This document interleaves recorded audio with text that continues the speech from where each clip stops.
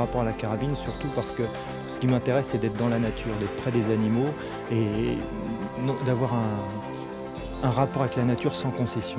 C'est-à-dire que quand on a un succès à la chasse à l'arc, c'est parce qu'on a vraiment joué et respecté toutes les règles du jeu de la nature, c'est ça qui me plaît.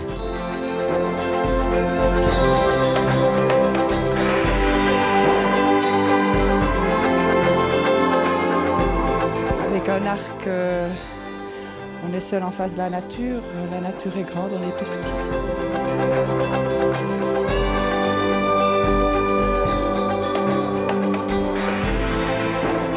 C'est plus important d'aller chasser avec un arc que d'avoir un résultat avec une carabine. Paradoxalement, la chasse à l'arc est une chasse très moderne, dans ce sens que c'est une chasse qui n'est pas polluante. Pas polluante parce qu'elle ne déverse ni produits chimiques, elle ne fait pas de bruit, et on se déplace un minimum, on dérange un minimum la faune. On passe un maximum de temps dans la nature, on observe beaucoup, on voit beaucoup, on tire peu et on prélève peu. C'est ce que doit être une chasse moderne aujourd'hui, car le chasseur doit être un gestionnaire de la faune. Le prélèvement dans la nature d'un animal sauvage n'est pas un acte anodin, il doit être réfléchi, calculé et bien compris. Vous avez trois types d'arcs majeurs qui sont le longbow, le plus ancien, l'arc le plus simple, le recurve, qui est un arc déjà un peu plus élaboré, et le compound. Alors les arcs traditionnels, c'est un beau et très grand sujet, puisque ça remonte à la nuit des temps. Donc nous allons parcourir un ensemble d'arcs présents sur le marché qui ont pour particularité d'être pratiquement tous des arcs dits custom ou fabriqués à la main. Vous avez un arc que je tiens actuellement, le longbow, qui, comme on peut le voir, a une forme de I. Il n'a aucune courbure, qui est l'arc le plus simple actuellement connu, qui est constitué de plusieurs lames de bois encollées les unes aux autres, recouvertes avec de la fibre. Des poupées qui vont servir à maintenir au sein de l'encoche une corde, poupée inférieure et bien sûr poupée supérieure, ici. Le petit objet que je tiens dans les mains est bien pratique, c'est un doigt de corde qui permet de maintenir la corde sur l'arc pour le transport tendu, pour éviter de perdre la corde. Une poignée qui va comporter une fenêtre sur laquelle viendra se positionner la flèche. Voilà, donc nous allons maintenant bander cet arc pour le mettre en situation de chasse à la façon traditionnelle. Les puristes me reprocheront sans doute de ne pas utiliser la fausse corde. En vérifiant que les poupées et la corde sont bien alignées pour éviter de détériorer l'arc. La poignée sera saisie par la main d'arc avec un ancrage dans le fond du poignet le plus souple possible. Si nous stressons la poignée de l'arc, nous allons obligatoirement, à un moment ou un autre du tir, lui infliger des vibrations. Le tir à l'arc se pratique avec le maximum de souplesse, surtout l'arc traditionnel. Donc, nous mettons la flèche sur la fenêtre. Suivant le tireur, on peut choisir point supérieur, point inférieur. Moi, je préfère cette position-là. En chasse, en maintenant le doigt sur la corde, ça m'évite de la faire tomber. Il est possible de la mettre au-dessus, ce qui pour moi présente un désavantage, car on risque de perdre sa flèche. Mais enfin, chacun choisira sa position. Toujours en restant le plus souple possible et en créant un alignement de mes épaules parfait et le plus souple possible. Le moindre stress d'un côté ou de l'autre fera dévier mon tir. Je vais donc essayer.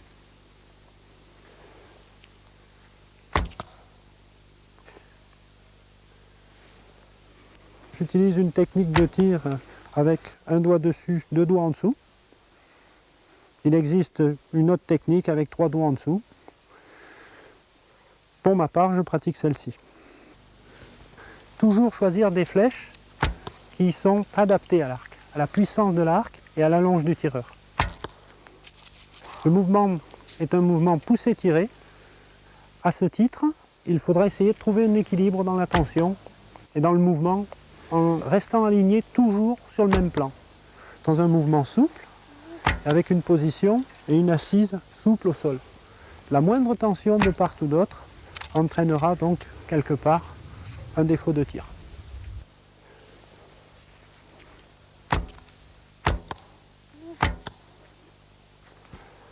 Voilà pour le longbow. Arc léger par excellence, très utile en plaine, où il peut largement s'ébattre avec son grand débattement. Nous allons maintenant voir un autre arc. Voilà le recurve, arc recourbé, deuxième arc de chasse par excellence. C'est un arc compact, comme on peut le remarquer tout de suite par rapport au longbow, plus court avec de grandes courbures, ce qui veut dire qu'on va pouvoir se déplacer plus facilement en forêt. C'est un arc très dynamique qui emmagasine beaucoup de puissance dans ses courbures, qui en restitue énormément. Ses atouts, la vitesse et un départ de flèche plus sec. Son inconvénient, son poids, immédiatement beaucoup plus lourd que le longbow. La poignée du recurve est très souvent beaucoup plus massive que le longbow, ce qui va nous permettre de l'utiliser avec une stabilité de tir parfois beaucoup plus intéressante. Il est donc beaucoup plus dynamique, beaucoup plus rapide qu'un longbow. Il nous permettra de tirer dans des conditions différentes que le longbow, plus utilisé au bois, plus utilisé dans des déplacements difficiles.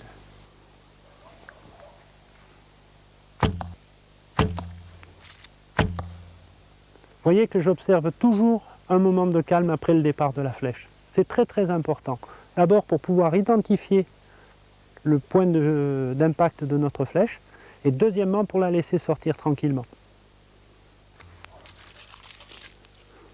La position de tir est sensiblement équivalente. La souplesse est toujours de règle. Toujours souple, toujours tranquille. Et surtout, toujours un mouvement poussé-tiré équivalent.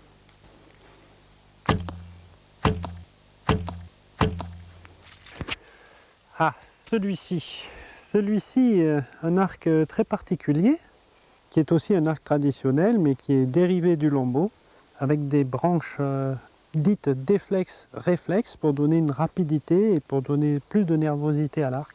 Il est fait en if, avec une fibre transparente qui permet de bien percevoir les cernes du bois et le caractère du bois. C'est un arc très agréable, qui est, à mon avis, apprécié par les traditionnels. Il mérite d'être cité. Son amplitude est réduite, mais il est quand même assez grand. Il peut se déplacer en bois, il peut se déplacer en plaine. Il peut chasser du moyen, du petit, du grand gibier. C'est un arc assez polyvalent. Actuellement, c'est un arc très utilisé à la chasse traditionnelle aux États-Unis et au Québec. Pour cet arc, qui est donc un arc hybride, il offre des performances sensiblement supérieures au longbow, avec un poids qui est quasiment identique et un encombrement qui est moindre. Cela peut être intéressant pour chasser au bois. Très dynamique, souple à l'armement, très sympa. Et voici l'arc de chasse par excellence. Compact, léger, facile à porter, facile à déplacer, avec des courbures, des contre-courbures, ce qui lui donne une vitesse fantastique, conçu par une personne qui a mis tout son amour à l'intérieur.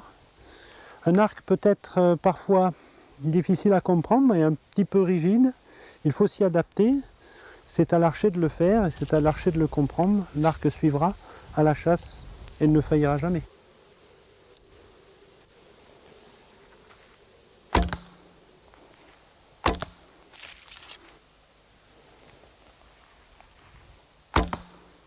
Très rapide. C'est un arc très rapide. Comme tout arc de chasse, c'est un arc fait pour pratiquer le tir instinctif. On peut tirer dans toutes les positions de tir. On peut tirer à genoux, debout, avancer, reculer, mais toujours avec le maximum de simplicité et surtout de souplesse.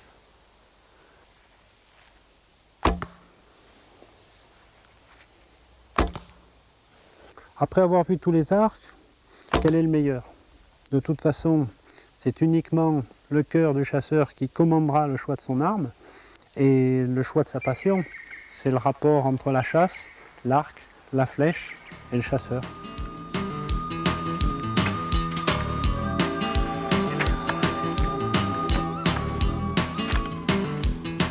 Voilà, je vais vous parler de la technique et du réglage d'un arc à poulie. Et avant tout, je vais vous montrer qu'un arc à poulie est un arc comme les autres, à quelques détails près, que la géométrie de base, il est soumis aux mêmes règles que n'importe quel arc. Et en premier, nous allons détailler l'arc. Alors l'arc est composé d'une poignée, d'une paire de branches, d'une corde et de poulies. Le système de câbles qu'il y a monté sur les poulies ne sont là que pour rendre efficaces les poulies. Alors la particularité d'un arc à poulie est que la taille de l'arc peut varier de 36 pouces jusqu'à 47 pouces, 48 pouces, même plus, même un peu moins. On est totalement libéré de la taille de l'arc par rapport à la longe de l'archer, parce qu'on obtient la longe non seulement par la taille de l'arc, mais aussi par l'enroulement de cordes que l'on a sur la poulie. Ces poulies, en fonction des allonges, augmentent ou diminuent en diamètre. Voilà, nous avons plusieurs numéros de poulies en fonction de différentes allonges et différentes tailles d'arc pour obtenir la longe du tireur. Les différentes formes de poulies et de cames permettent de faire varier la quantité d'énergie emmagasinée par l'arc. Pour illustrer ça, je vais prendre un peson équipé d'un mouchard. La corde est accrochée de ce côté, je vais armer l'arc et tirer le peson. Le mouchard va indiquer la plus haute puissance atteinte. C'est le voyage de cet index jaune va indiquer la manière dont l'arc monte en puissance. Je vais prendre deux arcs, un arc traditionnel en bois et un arc à poulie. Et l'index va indiquer la différence de montée en puissance en fonction des deux arcs. Alors, les deux arcs que je vais tester sont deux arcs de la même puissance qui font tous les deux 60 livres. Je mets le mouchard à 0. Et je vais armer mon arc et vous allez voir que la puissance va monter très très doucement en fonction de la longueur de flèche qui est allongée. On a bien vu que le mouchard du peson est monté très progressivement jusqu'à 60 livres. Je vais maintenant faire le test avec un arc à came à haut rendement et vous allez voir que le mouchard va se mettre très tôt à la puissance maximum et va rester sur une grosse partie de la longe à cette puissance. Voilà, c'est un arc à came à haut rendement.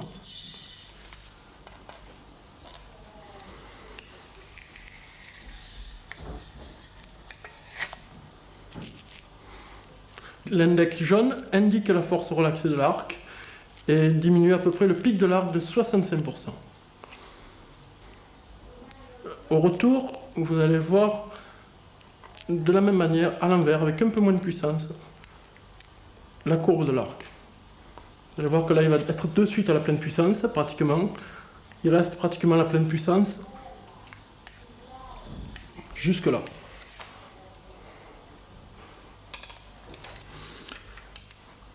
On voit bien que la puissance des deux arcs est rigoureusement identique, et de 60 livres. Et vous avez vu pendant l'armement que le mouchard rouge est monté très rapidement dans les environs de 60 livres pour rester dans cet environ-là pendant toute la longe de l'archer. Il est évident qu'au retour, la flèche bénéficie pendant toute sa chasse de cette pleine puissance. Et le rendement des deux arcs, bien qu'ils aient la même puissance, n'est pas comparable. Il est pratiquement du simple au double. Pour illustrer le principal intérêt que donne l'arc à poulie, nous allons mesurer la vitesse de flèche que l'on obtient avec ce genre d'arc, qui a une puissance de 60 livres, et le comparer à la vitesse de flèche que l'on obtient avec un longbow anglais de ma fabrication, de 60 livres aussi.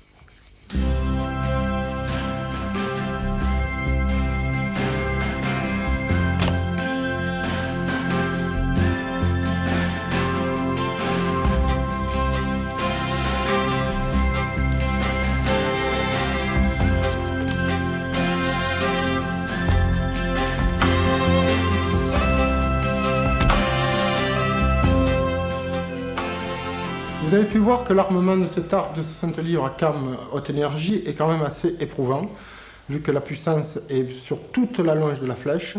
Il y a différents stades de ce genre de poulie. Il y a des poulies plus douces et plus agréables à armer, qui donnent un peu moins de rendement. C'est en premier l'Energy Well, ou poulie ronde, donne une montée en puissance un peu plus douce, et une descente en puissance aussi un peu plus douce. Elle donne un arc beaucoup plus agréable à armer pour une puissance équivalente. Après, nous avons la came douce. La poulie n'est pas parfaitement ronde. Elle donne un peu plus d'énergie, permet de gagner un tout petit peu de vitesse par rapport à une poulie ronde, tout en conservant un certain confort de tir. Après, nous avons les cames à grande réduction, comme celle-là,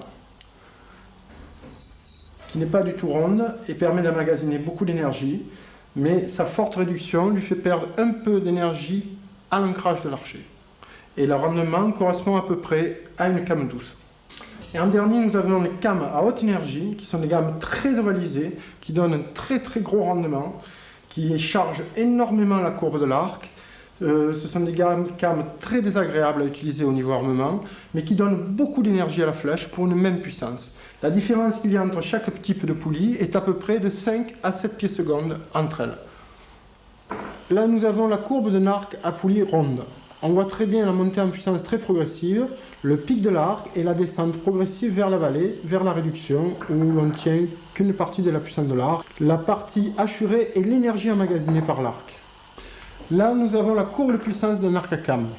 On voit que la puissance monte très rapidement, dès le début de l'armement de l'arc, puis reste à la pleine puissance pendant plusieurs pouces, pour descendre très rapidement jusqu'à la longe de l'archer, à 65% de réduction, comme dans notre cas de figure. La partie assurée est beaucoup plus importante, l'énergie emmagasinée est considérable. Là, nous avons la courbe d'un arc recourbé classique. On voit que la puissance monte progressivement pour atteindre son maximum à la longe de l'archer. La partie assurée est beaucoup moins importante, et de plus, la flèche reçoit la pleine puissance quand elle est immobile, alors que sur les arcs à poulie, en particulier, la flèche reçoit la pleine puissance alors qu'elle est déjà en mouvement et est plus apte à emmagasiner la puissance de l'arc.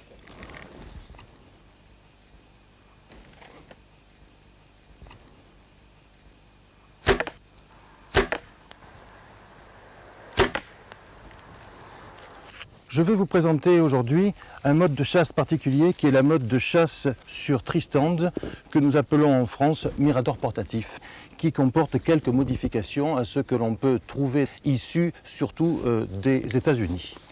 Nous avons ici une plateforme sur laquelle bien sûr nous allons mettre les pieds. Ensuite nous avons un V qui va venir s'emboîter dans le tronc de l'arbre.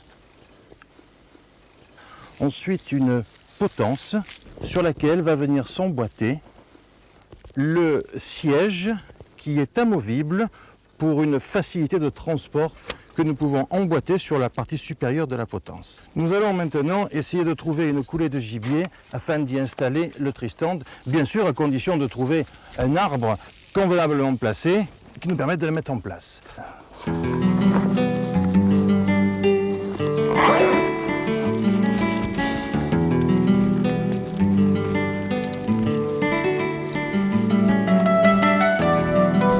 Ici, il y a quelque chose qui peut être sympathique, mais le problème, c'est qu'il n'y a aucun arbre qui se prête à la mise en place du tristand. Celui-ci, là, est trop touffu et assez fourchu, non, mal placé. C'est pas trop bon pour les arbres. En suivant la coulée, peut-être qu'on va trouver quelque chose de plus important. Ah là, elle est vraiment belle, hein, cette coulée. Elle est somptueuse.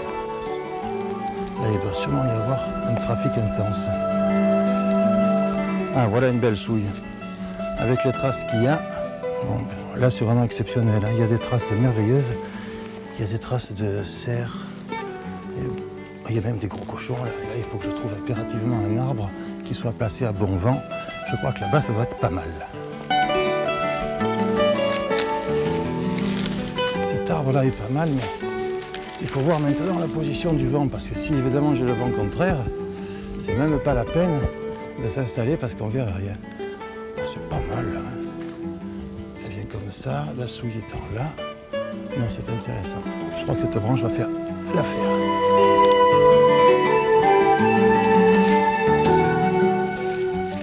On va prendre une pierre et maintenant on va essayer de trouver un endroit propice pour mettre un petit tir au fond.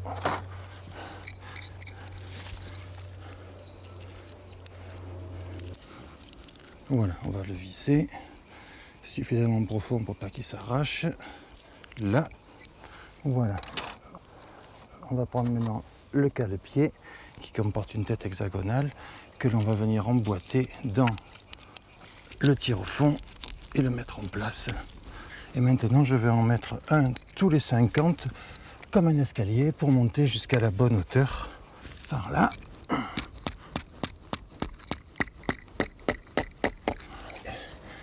On va mettre ici en place. Et voilà. Bon, maintenant, il faut que je sorte la laisse enrouleur qui va servir à monter par la suite le Tristan qui est au sol pour que je puisse avoir les deux mains de libre sans que je sois gêné. Donc c'est une laisse enrouleur classique d'une longueur de 5 mètres avec une corde relativement épaisse parce qu'il y en a qui sont beaucoup plus fines mais moins bien. Donc je la passe autour de mon Tristan et je la mets en place. Voilà, maintenant on va essayer de monter.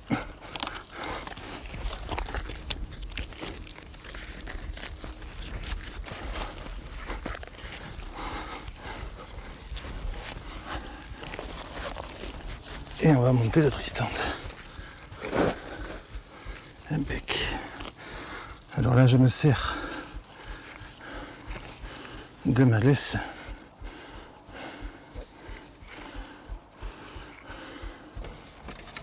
Ça, il faut le positionner à peu près ici. Maintenant, on va mettre le petit siège.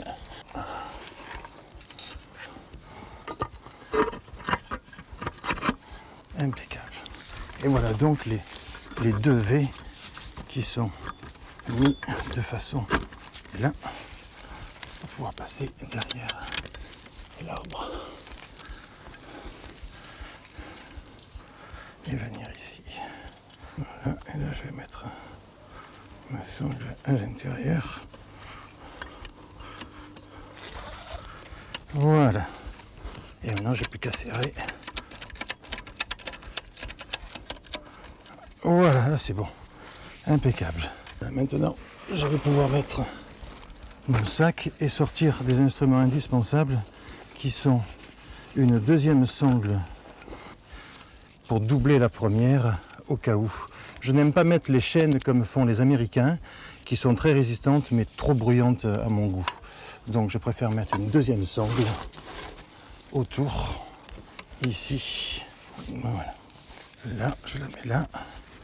Et là, je vais la boucler, ce qui fait qu'on a une double sécurité et on est tranquille.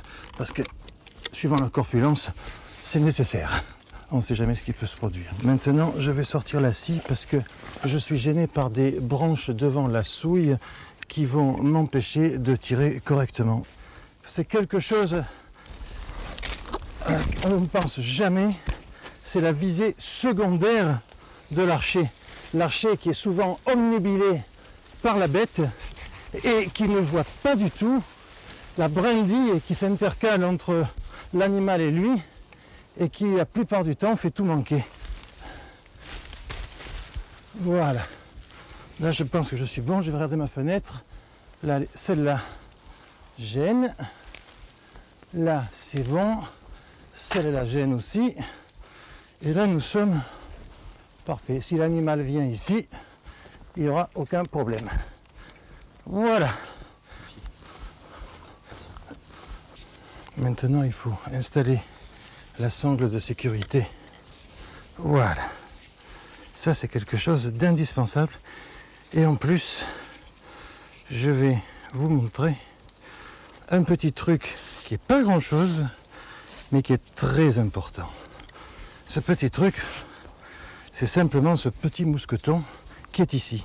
Pour quelle raison? Quand au bout d'un certain temps de mise en affût, on a marre de tenir l'arc, on accroche le mousqueton sur la corde, ce qui me permet de me libérer de mes deux mains pour être beaucoup plus confortable, éventuellement prendre mes jumelles et surveiller les alentours pour voir ce qui se passe. Nous avons maintenant matérialisé l'éventuel gibier par une cible en 3 dimensions et nous allons effectuer un tir. Donc,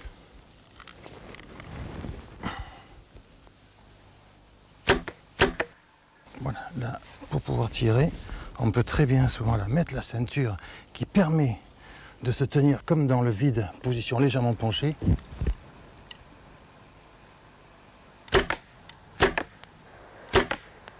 Chose très importante qu'on ne répète jamais assez, qui occasionne de très nombreux ratés sur gibier, c'est les gens qui, en tirant en angle vraiment vers le bas, baissent le bras, c'est-à-dire quand je suis comme ça, ne pas faire ça, parce que sinon la visée est complètement modifiée, mais il faut par contre faire comme ça, c'est-à-dire baisser tout le buste.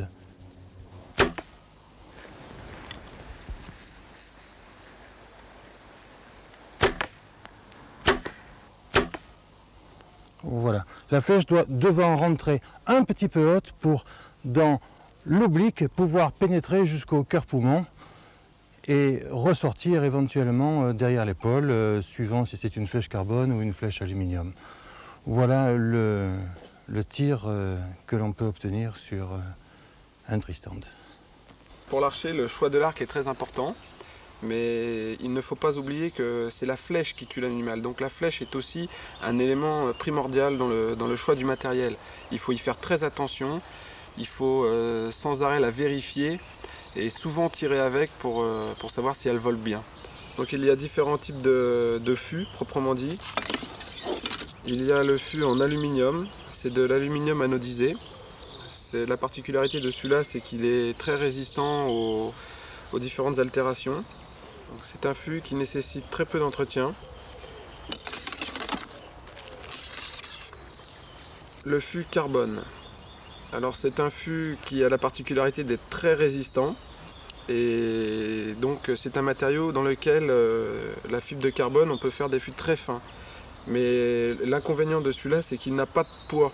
C'est un fût très léger. Il a très peu d'intérêt pour la chasse. Le fût bois. Le fût bois, c'est un fût très utilisé pour la chasse parce que c'est un fût qui ne coûte pas très cher. Par contre, il nécessite un peu d'entretien, c'est-à-dire qu'il faut le protéger pour que les différentes intempéries ne l'abîment pas. Il faut vérifier aussi qu'il ne soit pas fêlé, qu'il n'ait pas de défaut, et il y a toute une procédure pour le monter. Il faut monter l'encoche dans le sens des fibres du bois, etc. Il y a le cèdre, plus utilisé par les chasseurs. C'est un fût, celui-là il est brut, c'est comme on l'achète dans le commerce. Et il y a aussi l'érable, le cornouiller comme celui-ci. Ça, ce sont des fûts en cornouiller qui étaient utilisés traditionnellement par les Indiens d'Amérique. Il est très très dur à réaliser parce que c'est fait tout à la main. Ce sont uniquement des productions artisanales. Donc les plumes. Il y a deux principaux types de plumes. Les plumes naturelles comme celle-ci. Et les vannes plastiques comme celle-là. Les vannes plastiques, ce sont en fin de compte un morceau de plastique coupé et qui est collé sur le fût. Il ne nécessite aussi aucun entretien particulier. Il est vraiment résistant, mais on ne peut pas tirer la flèche comme ça sur un tapis d'arc. Il faut obligatoirement un repose-flèche. L'empennage se déforme beaucoup moins qu'un empennage traditionnel en plumes naturelles. Ça, ce sont des plumes, ce qu'on appelle flou-flou. C'est pour tirer le gibier en l'air. La législation dit qu'il faut tirer les animaux obligatoirement avec des plumes de ce type-là. Ça permet aussi de ralentir la flèche. Par rapport à une flèche normale, on n'a pas besoin d'aller chercher sa flèche à 200 mètres. Celle-ci a une trajectoire rectiligne sur 20-25 mètres et retombe à 50 mètres. Les pointes.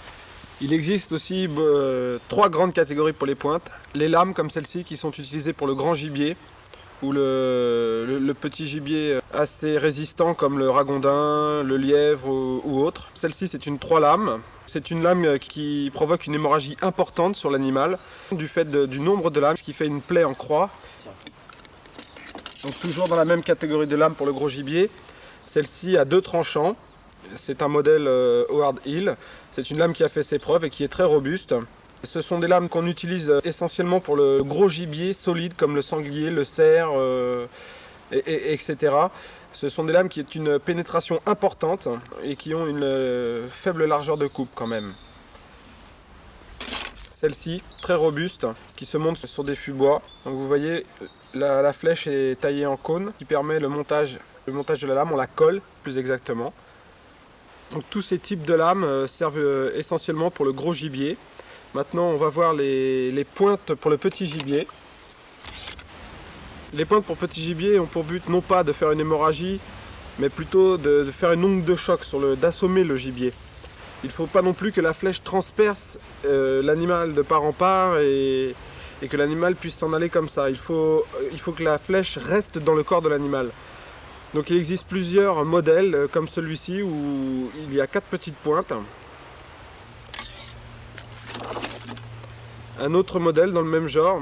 Ici une pointe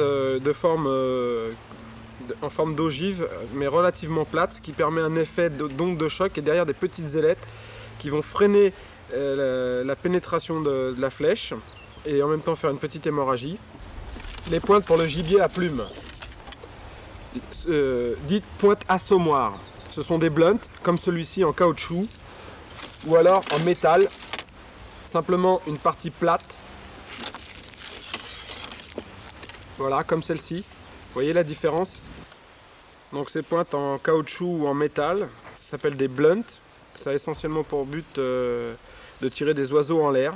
Donc peu de danger pour les personnes alentours et un maximum d'ondes de choc. Les pointes d'entraînement maintenant. 2 types. Le type pour s'entraîner, ce qu'on appelle nous la bille baude. C'est-à-dire tirer une souche, une fleur, un morceau de branche. Ce sont des pointes avec des petits dardillons qui empêchent la flèche d'aller sous le tapis herbeux ou sous les feuilles ou alors de s'en aller trop loin.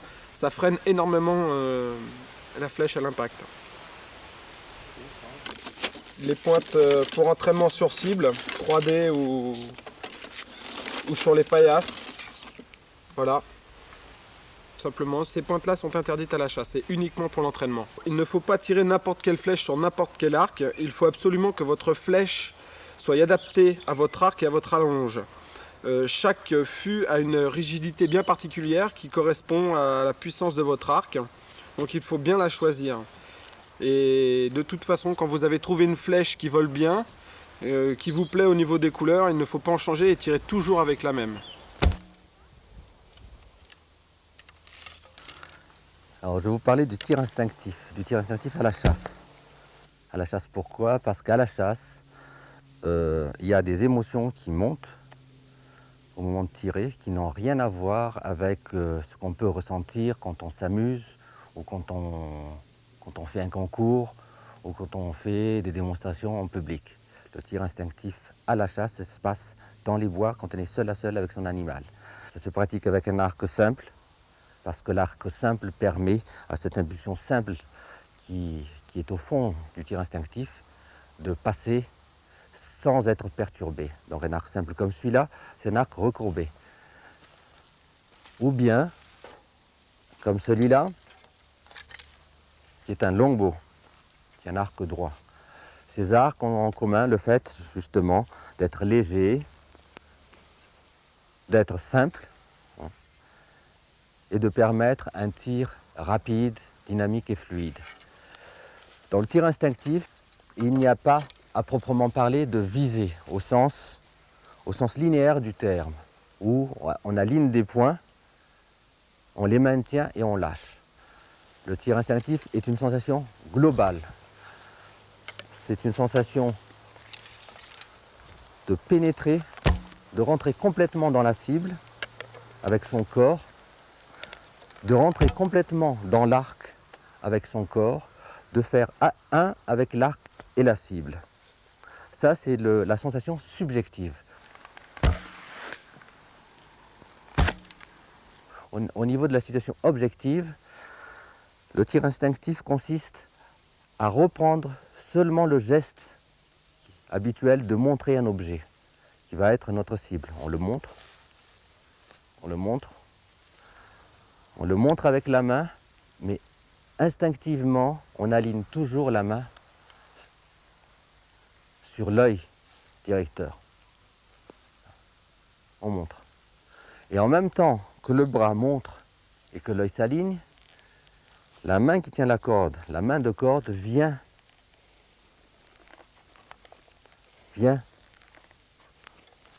sous l'œil. C'est comme si on voyait avec la main de corde. Et la main d'arc montre.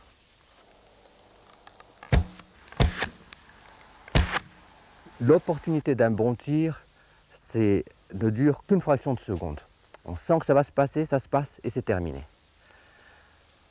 Et souvent, par exemple sur un séjour de chasse de 15 jours, quand c'est difficile, on a une occasion comme ça, une. Et si on n'a pas la technique qui permet d'exploiter cette occasion, ben, on ne tire pas. Et pour exploiter cette occasion, le tir instinctif devient passif.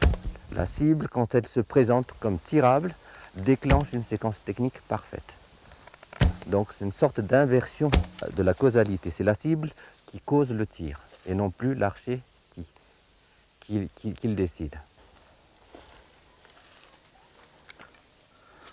Alors, sur le plan technique, le tir instinctif, c'est quelque chose de très simple et de très naturel.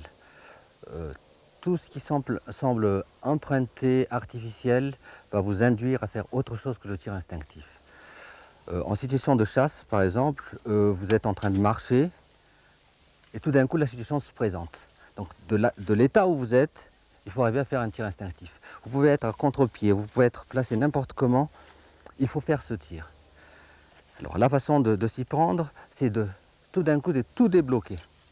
Ça fait partie de la séquence de tir. Vous débloquez tout, vous assouplissez tout et tout le corps va s'orienter pour tirer. Le tir instinctif entraîne tout le corps, c'est tout le corps qui tire. Donc vous êtes là, vous êtes en train de marcher et la situation se présente. Voilà, et le tir est fait. Vous avez vu, les jambes sont détendues, le corps s'est mis dans l'axe en même temps que le bras d'arc recherche la cible. Ça peut très bien se passer de cette façon-ci, par exemple. Vous arrivez, il y a un obstacle à votre tir. Vous le voyez, un obstacle à votre tir. Vous êtes obligé de descendre sur l'obstacle et le tir se fait. Voilà. Donc, c'est tout en mouvement. Le fait de bouger le corps ne nuit pas du tout au mouvement d'armement qui amène le tir. Débloquez-vous par rapport aux pieds, pensez à vos genoux, pensez à vos chevilles, pensez à vos hanches. Et pensez que vous tirez mieux si tout le corps vise. Donc quand je fais ça, mes genoux visent, mes chevilles visent, mes hanches visent, mes épaules visent, mes mains visent, mon œil vise. Il faut beaucoup d'entraînement, il faut tirer sur du mobile, tirer lentement, tirer vite. Il faut faire confiance à travers le tir au cerveau qui est capable de calculer en très peu de temps tous les éléments qui sont en cause et de donner l'ordre adéquat. Mais pour cela, il faut le nourrir, ce cerveau, d'informations. Et c'est pour ça qu'il faut à tout prix diversifier son entraînement. Les automatismes qu'on acquiert à l'entraînement, c'est tout simplement pour pouvoir obéir à la cible. Imaginez le point que vous allez atteindre, le point qui va tuer, tirez tout seul dès que ce point vous dira « je suis disponible ». C'est ça le tir instinctif à la chasse. Bien, je vais vous présenter un peu d'archerie primitive. J'ai amené ici trois arcs primitifs. Je vais vous présenter d'abord en archerie primitive cet arc crow. Ce carquois est en peau de loutre, décoré avec du porc-épic. C'était des arcs en Osage. C'est un arc flatbow. Je vais vous montrer comment on le bande.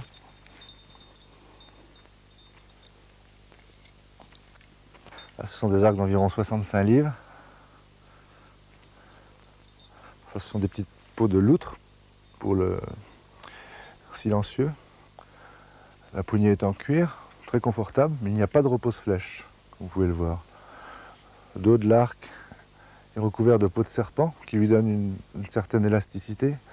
Aux États-Unis, il y a un renouveau dans l'archerie traditionnelle. Beaucoup d'Américains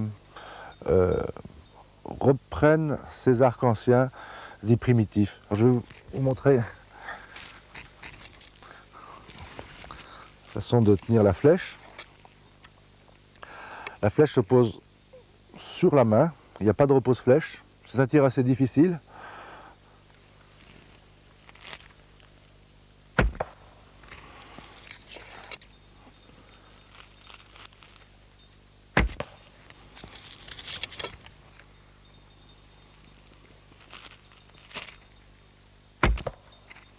Voilà.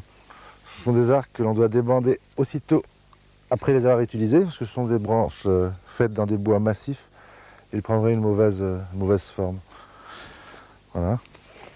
Maintenant, je vais vous présenter un arc Sioux, ma tribu préférée. Le carquois est fait en peau de chevreuil, on appelle ça du buckskin. C'est une peau qui est tannée à la cervelle et qui est terminée au feu de cheminée. Ouais, c'est pour ça qu'il sent toujours. L'arc est en Osage, encore, 65 livres.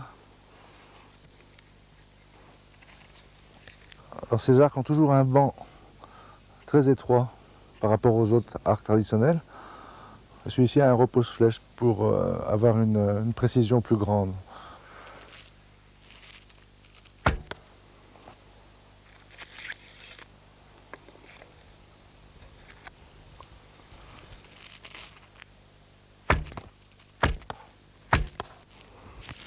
Maintenant, je vais vous en présenter un troisième et dernier.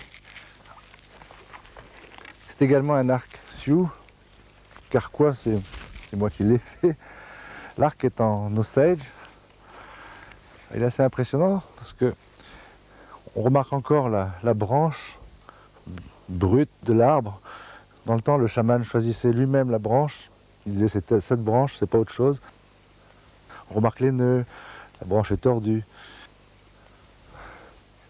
Il est décoré de motifs indiens des plaines. Ce sont des motifs spirituels. Je vais le bander. Il fait 70 livres. Toujours un banc très étroit. Vous voyez, lorsqu'il est bandé, il a une forme très symétrique et parfaite. Je vais vous montrer le tir. Il a une très jolie forme lorsqu'il est armé.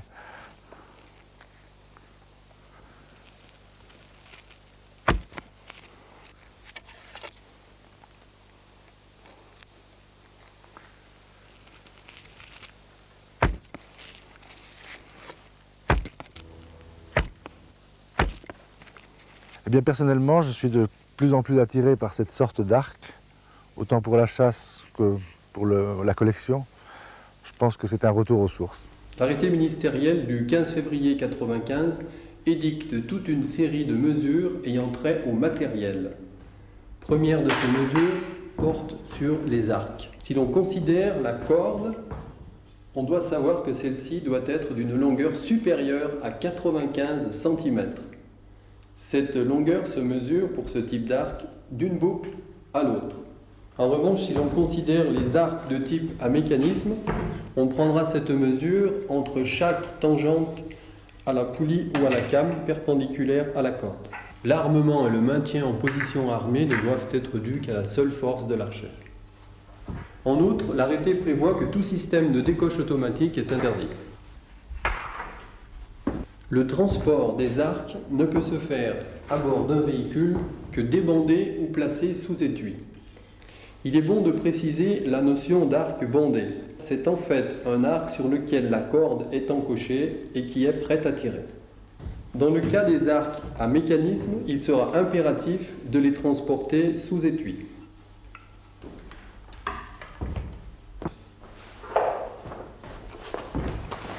Tout le monde comprendra qu'étant impossible de débander un arc à mécanisme sur le terrain, il est nécessaire de le transporter sous étui.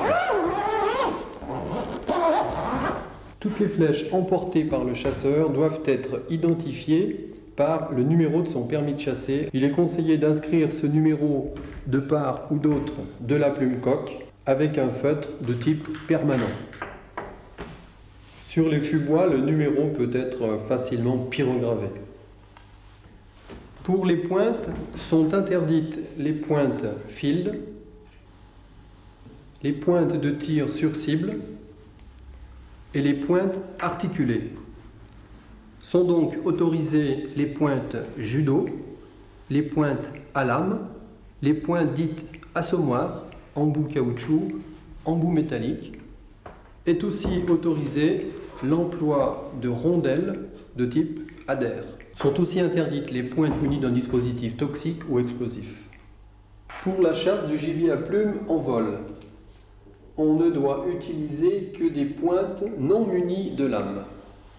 En outre, la flèche doit être munie d'un empennage large.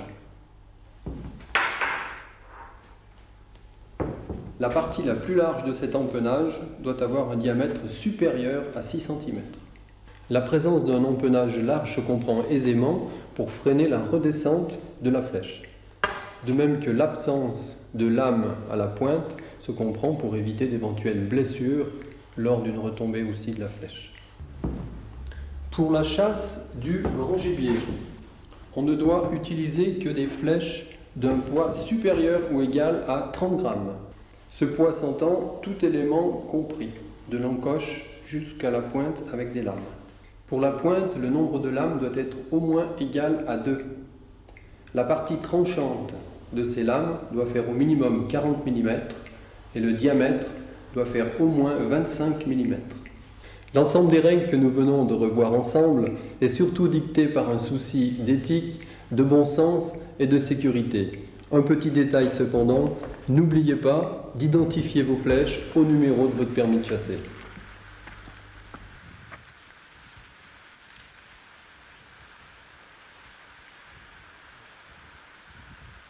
L'approche est une chasse relativement statique. On doit s'arrêter très souvent, tous les 5-10 pas, observer le terrain régulièrement, longuement, puisqu'il est très important de découvrir le gibier avant qu'il ne vous ait repéré. Un grand animal tiré avec un arc doit l'être dans des conditions optimales, c'est-à-dire pratiquement à l'arrêt pour que la flèche soit le mieux placée possible. C'est-à-dire qu'elle doit atteindre un organe vital. Non pas qu'elle n'est pas mortelle si elle est mal placée ou si on n'atteint pas un organe vital. Enfin, on risque de faire souffrir un animal, de le blesser. C'est pas très élégant.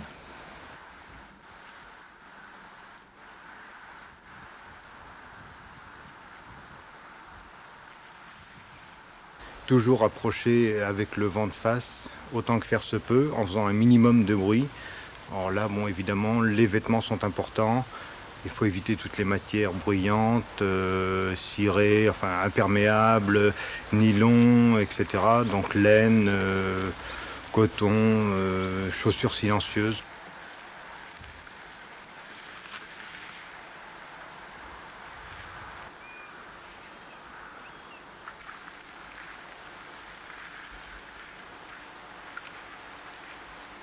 Dans des conditions comme celles que nous vivons là actuellement, de temps sec, avec beaucoup de glands au sol, on fait un bruit épouvantable. Donc les animaux sont alertés loin. Les vents ici dans cette région sont très tournants. Et bon, on a des animaux qui se lèvent. On chasse en plus beaucoup dans des zones assez touffues, fougères, etc. Et les animaux partent vraiment, vous partent à 10 mètres et bon, il n'y a pas moyen de faire un tir. On ne sait pas ce qu'on tire. Il va falloir qu'on choisisse une autre méthode. Je pense qu'on va faire de l'affût, on va monter des tristandes.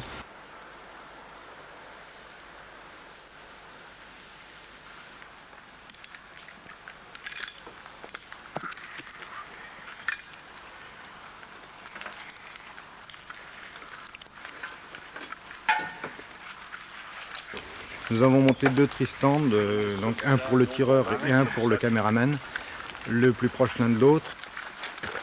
Le montage du tristand est fonction du chasseur. La hauteur surtout est fonction de l'entraînement du tireur. Il est beaucoup plus difficile de tirer du haut vers le bas. Dans pas toujours dans des positions très agréables.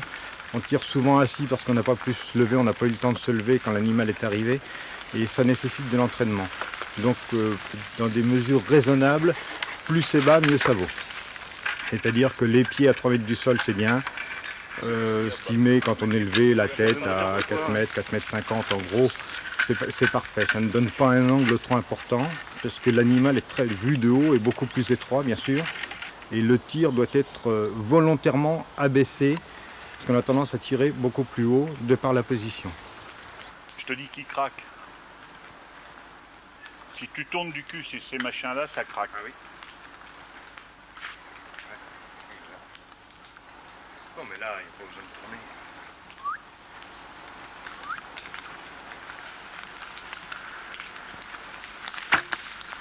Très bien.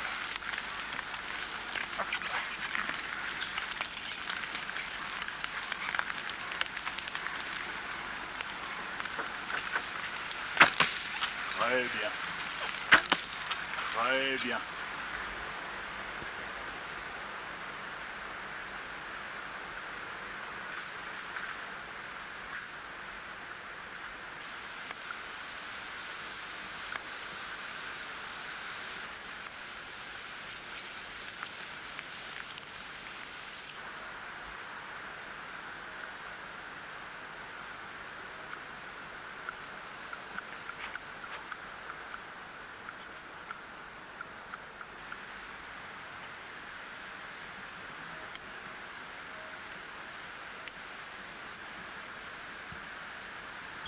Quant au temps d'affût, il est bien évident que si vous le pouvez, vous pouvez rester 4 heures sur votre Tristan, mais je ne pense pas que ce soit une bonne chose. Et bien qu'étant en l'air, avec les ascendances, les courants, plus vous restez longtemps, plus votre odeur se répand autour de vous. L'animal, au bout d'un moment, vous sentira et ne viendra plus. Les très longs affûts ne sont pas très bons. Vous vous fatiguez, vous êtes moins attentif, vous bougez. Surtout parce qu'à force d'être assis, on s'ankylose, alors on se lève, on fait un petit peu de bruit avec le siège, on fait grincer la plateforme. Ça n'a rien de bon. Je pense que 2 heures, 2 heures et demie, c'est un grand maximum. Et puis après, on peut considérer qu'on s'est trompé, soit de jour, soit d'emplacement, et terminer, déplacer le Tristan et aller le reposer ailleurs.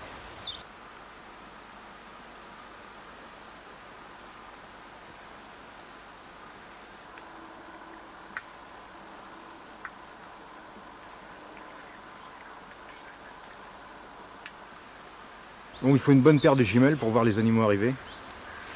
Et il faut surtout avoir des vêtements silencieux, ça c'est primordial. Le filet de visage peut s'avérer nécessaire, parce que la tache blanche du visage est une chose que les animaux repèrent très facilement, même en l'air. Et souvent on bouge beaucoup la tête pour ne pas bouger le corps, et ça se voit très bien. Le gant d'arc est très utile parce que la main fait aussi, elle aussi, une tache claire, et qui se voit très bien, et qui est mobile, puisque quand on tire, on bouge le bras d'arc.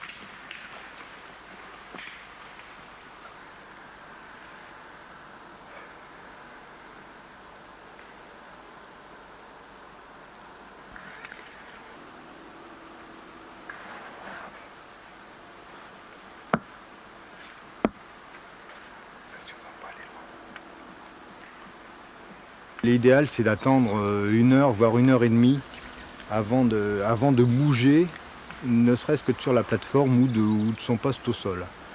Et il faut vraiment laisser à l'animal le temps de se déstresser, parce que bon, on ne sait pas comment il ressent l'agression de la flèche, personne ne peut le dire. Vraisemblablement, peut-être pas plus que le coq lui donnerait un gros sanglier quand il est en train de manger et qu'il se fait envoyer à 2 mètres de là.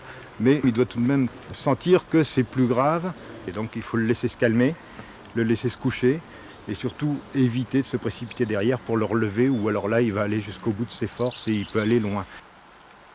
Des balles de gros calibre au cœur ne tuent pas mieux qu'une flèche, ça c'est clair, mais la flèche est moins stressante parce qu'il n'y a pas la détonation.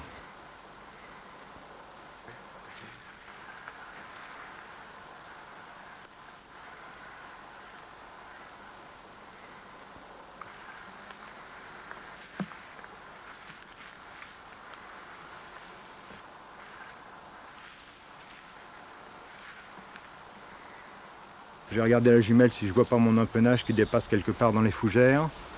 Ce qui voudrait dire qu'il est couché très près, donc là on attend, on ne fait rien. On attend d'être sûr qu'il est mort. Et puis si on ne voit rien, on va essayer de rechercher tout doucement au sang, sans faire de bruit, vraiment en suivant la piste pas à pas. On fait une chose qu'il ne faut pratiquement pas faire. C'est-à-dire que bon, on a retrouvé le point de tir, on a du sang au point de tir, et on est en train de remonter la piste au sang. Si dans les 50 mètres, on n'a pas retrouvé l'animal, on doit arrêter. On doit arrêter, rentrer, aller téléphoner à un conducteur de chien de sang et faire une recherche sérieuse. Le temps qu'il arrive, il sera passé 1 heure et demie, 2 heures. On est tranquille, l'animal est mort, on va le retrouver. Le risque qu'on prend, nous, là, en le faisant, parce que la nuit va tomber, c'est de le relever, parce qu'il y a des fougères devant nous.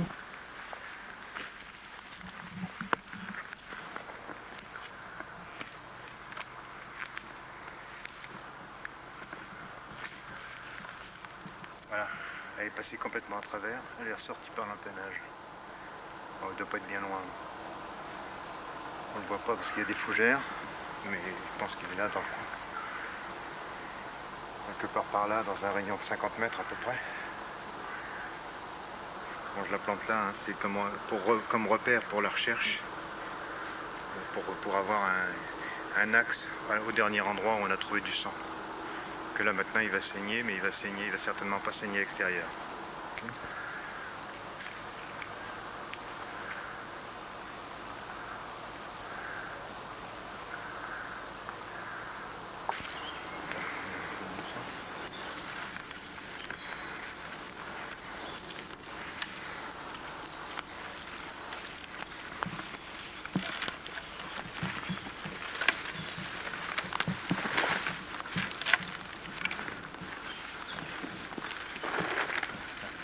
Là. La flèche est rentrée là et est ressortie de l'autre côté. Il a quand même fait 150 mètres à peu près. Mais apparemment il n'a pas trop. Il n'y aurait pas eu d'autres animaux avec, il serait pas tombé dans... il n'aurait pas heurté une compagnie. Il serait couché beaucoup plus vite. Hein. Un beau petit sanglier.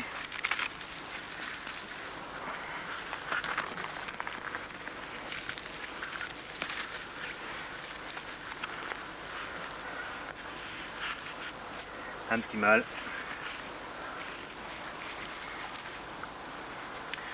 Jeune, très jeune. Voilà, bon, c'est une flèche qui est un tout petit peu trop haute. Elle aurait dû être là pour être plein cœur, mais bon, elle a perforé les 2 poumons et il est mort rapidement. Je vais lui mettre une brisée, c'est son dernier repas. Bon, il mange pas beaucoup de fougères, les sangliers, mais c'est un honneur qu'on rend à l'animal.